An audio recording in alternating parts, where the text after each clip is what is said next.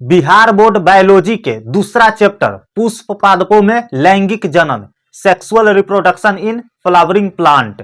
First chapter हम लोगों ने बहुत ही मजे तरीके से खत्म किया था, एक एक चीज वन शॉट समझ गए थे। वैसे ही सेकंड चैप्टर जो है ना, एक एक चीज आपको याद हो जाएगा।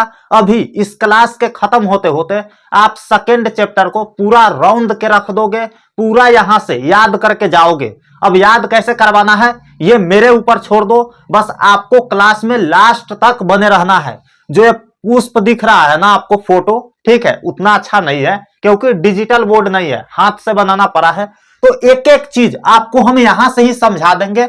मतलब ये क्लियर हो गया ना, तो आपको बहुत सारा थ्योरी, बहुत सारा ऑब्जेक्टिव, सब्जेक्टिव, सारा कुछ यहां से क्लियर हो रहा होगा। बाकी नीचे तो है ये है, तो सब कुछ बताएंगे। तो चलिए ना एक बार शुरू करते हैं मजे तरीके से, और एक एक चीज को समझेंगे और वन शॉट कम में समय में सारा खत्म कर देंगे। तो आइए देख लेते हैं। तो देखो दूसरा चैप्टर है बायोलॉजी का पुष्प पादपों में लैंगिक जनन, जो मैंने आपको बता दिया है। इसको इंग्लिश में बोलते हैं sexual reproduction in flowering plant. Okay, आगे बढ़ते हैं। पुष्प की संरचना, ए भैया संरचना क्या होता है हमको मालूम नहीं है।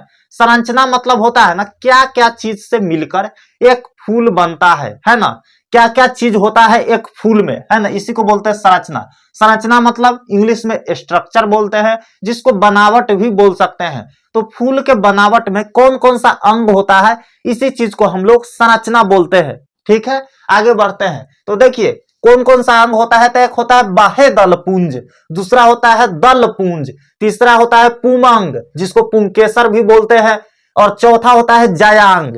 ये भैया क्या क्या होता है एक बार बताइए ना। तो देखिए चारों मैंने बता दिया है आपको। अब यहां से हम लोग समझेंगे ना, देखो यहां इस लाइन तक आप आओगे ना तो आपको बहुत कुछ समझ में आ गया होगा, है ना। तो देखिए पुष्प के जो मेन संरचना होते हैं उसमें चार होते हैं, ठीक है, बाह्य दलपुंज, दलपुंज, पुमंग और जायांग। और देखिए कौन किसको बोलते हैं, तो देखिए बाह्य दलपुंज बोलते हैं ना, जो ये वाला पार्ट है ना ग्रीन कलर का, फूल के जस्ट नीचे आप देखोगे तो ग्रीन कलर का दिया होता है, इसी को बोलते हैं बाह्य दलपुंज। ये वाले पार्ट, ये वाले पार्ट, ये वाले पार्ट, ठीक है। और इसको बोलते हैं पुष्पासन। ये भैया पुष्पासन क्या होता है, तो देखिए पुष्पासन ये वाला अंग है ना जिस पर पुष्प का आसन होता है। देखो एक में वर्ड आ रहा है आसन, मतलब आसन मतलब बैठना। तो ये जो रेड वाला पार्ट है ना यही फूल है हमारा, तो इसी जहां पे ये अड़ता है, ठीक है, बैठता है, इसी को बोलते हैं पुष्पासन। देख लो यहाँ पे ब्लू मार्कर से है ना, ये वाला अंग पुष्पासन हो गया, ठीक है। इसको जो बोलते हैं डंटी जो है इसको बोलते हैं पुष्प विरिंती, ठीक है, पुष्प विरिंती बोलते हैं इस डंटी को।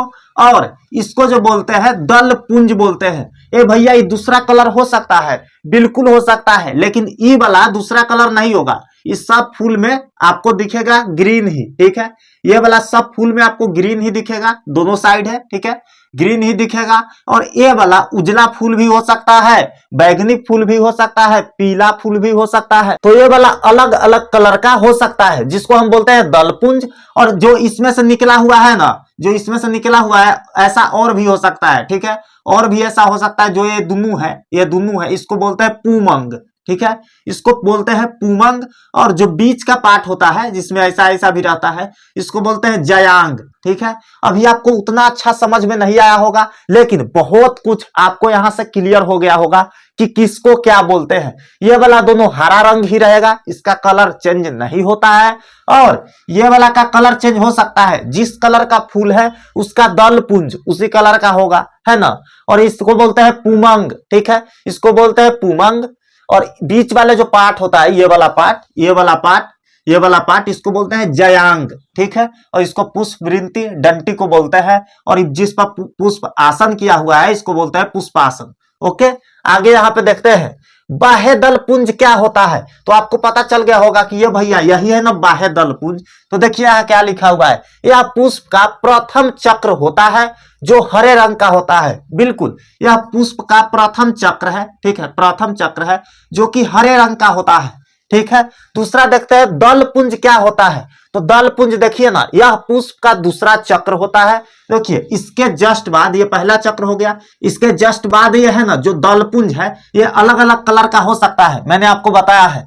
तो यह पुष्प का दूसरा चक्र है जो अनेक दलों से मिलकर बना होता है। अब देखिए ना, ऐसा ऐसा कई वो रहेगा, है ना, ऐसा ऐसा कितना रहेगा, अनेक दलों से मिलकर बना होता है। ये रंग बिरंगे हो सकते हैं, बिल्कुल रंग बिरंगे मतलब अलग अलग कलर के हो सकते हैं। देखो अभी ये जरूरी नहीं है लाले होगा, पीला फूल में पीला होगा, है ना, जैसे गेंदा का फूल में पीला होगा, वैसे ही कमल के फूल में गुलाबी होगा, ऐसे ही अलग अलग कलर के फूल में, है ना, अलग अलग कलर का दलपुंज होता है। ठीक है, तीसरा हमारा है पूमंग, जिसको पुंकेसर भी बोलते हैं। तो अब देखो यहाँ पे पूमंग किधर है, तो पूमंग ये वाला पार्ट है ना, ये वाला पार्ट फूल के बीच में से निकला रहेगा, बड़ा बड़ा सा, है ना, जरूरी नहीं ये दुइये को रहेगा, कितना रहता है, तो ये वाला पार्ट को पूमंग बोलते हैं, पुंकेसर भी बोलते हैं। तो देखो पुंकेसर यह पुष्प का तीसरा चक्र होता है, बिल्कुल यह पहला चक्र, दूसरा चक्र और ये वाला तीसरा चक्र, तीसरा चक्र होता है। यह एक या एक से अधिक